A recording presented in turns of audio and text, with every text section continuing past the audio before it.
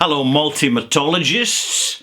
I'm Ralphie, and welcome to the Bothy, and welcome to just a little advertisement, explainer, discourse about my books, which I have available for sale, primarily in Amazon, but you can also buy them in reputable bookshops.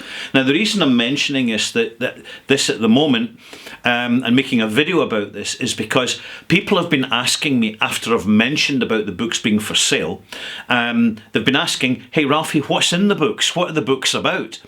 Is it a conventional whiskey book? Is it a fictional book? Is it kind of made up stories, or is it basically reviewing actual whiskies? So I want to take the opportunity to actually tell you about the books so as you can get a better idea of what you're looking at before you buy.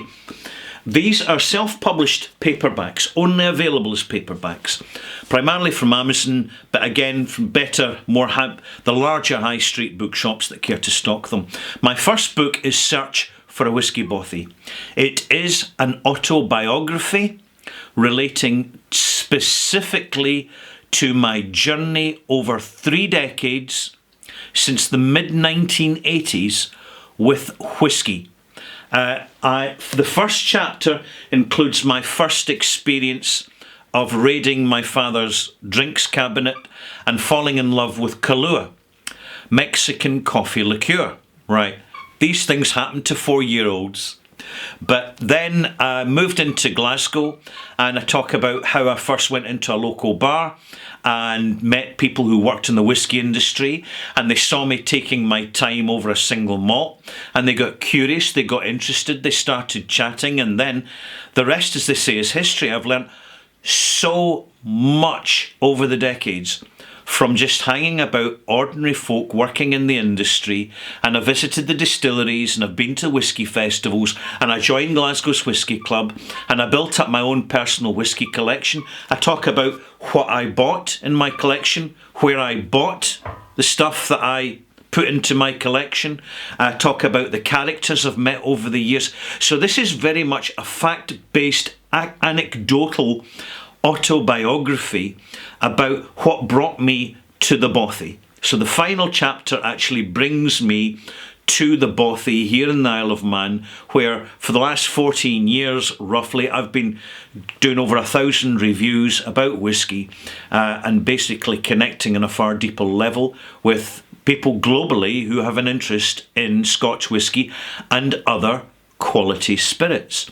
So it's about the characters, what happened to them, how I met them, and everything is threaded through and interlaced on the subject of whiskey and bottles of whiskey and tasting whiskey.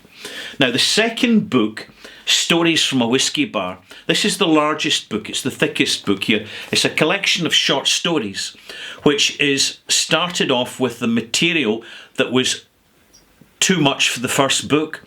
So the first chapter, I talk about the Hootchinooes, who were basically a small eclectic group of illicit distillers on a remote Scottish isle, and how they met and they brewed up and they distilled and they had a party and they bonded with one another. And I capture the magic of that moment. We've also got a murder in this book, which of course I cannot say for legal reasons actually really happened, but it's quite possible that such a thing did happen. Because I spent many years as an undertaker, and you get to hear the most fascinating of anecdotes in that job. I talk about Bobby, the retired builder, whose life was saved because he basically had a bottle of whiskey that even when he was consuming it, it sobered him up to take control of his life. I have a very sentimental tribute to the Parahandy tales in the voyage of the Kelpie, which of course was the little steamers and puffers that used to ply around the west coast of Scotland, collecting and dropping off whiskey and occasionally stealing barrels of whiskey in the process, because they were so poorly paid and unappreciated. So there's that these are a collection of stories. There's many stories in here. How many is there in total? Let me see. Let's have a look-see. There's 11 stories. The final story, Friday in Tinseltown, is set in the Bon Accord, and I read it out loud, so it's uploaded, Friday in Tinseltown, which brings the characters together. Very eclectic bunch, from the odious whisky snobs to just the lovely folk working in the industry who are left to get on with it because they don't have any choice. A lot of these short stories are based on fact, but it's presented as fiction, of course. The one chapter in here is called The Year is 1824, and it is an accurate depiction of the trials and tribulations of a small hoocher living remotely on the banks of Loch Lomond and what they had to go through. My third book, Life, Death and Whiskey, takes a different direction because I'm focusing here on my career over 20 years as a funeral director in Glasgow, as an undertaker. Now, there are very few authentic undertakers' books written. I wanted to add to that, bringing alive some of the characters that I knew. Some are fact, some are fictional, that might be based in factual people. You know, I've got to be sensitive about this.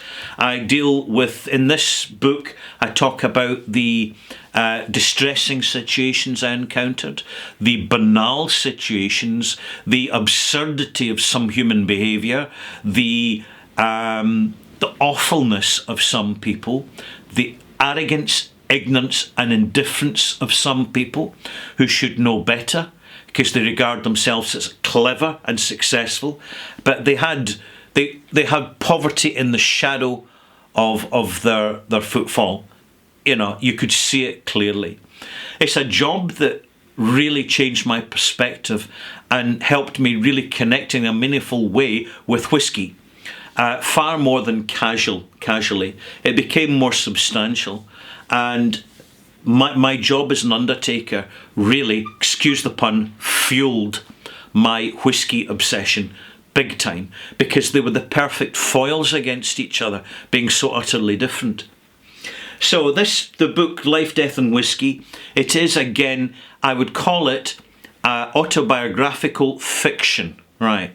Because I can't, for legal reasons and also for humanitarian reasons, I cannot, be writing about people's real life experiences that have had a bereavement or arranging their own arrangements and, what they got up to and what I encountered and all the absurdities at times and the tragedies too.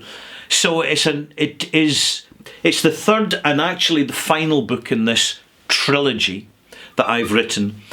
All three books actually connect with one another in different ways, that when you read all three books, you start to see how they kind of interweave together. So I hope that clarifies things for you. These are not traditional whiskey books. They are designed to be entertaining, enlightening, informative reading, anecdotally based for when you're having a nice bit of peace and quiet over a dram in the evening by the fireside. That's what these books are designed for. They're reasonably priced. You'll find them on Amazon, as I mentioned. They're well rated. They've got basically around about 5-star reviews. Feel free to add for another 5-star review if you feel it's worth it. And thank you for spending the time as I basically, I'm plugging my merchandise. There we have it. See you later.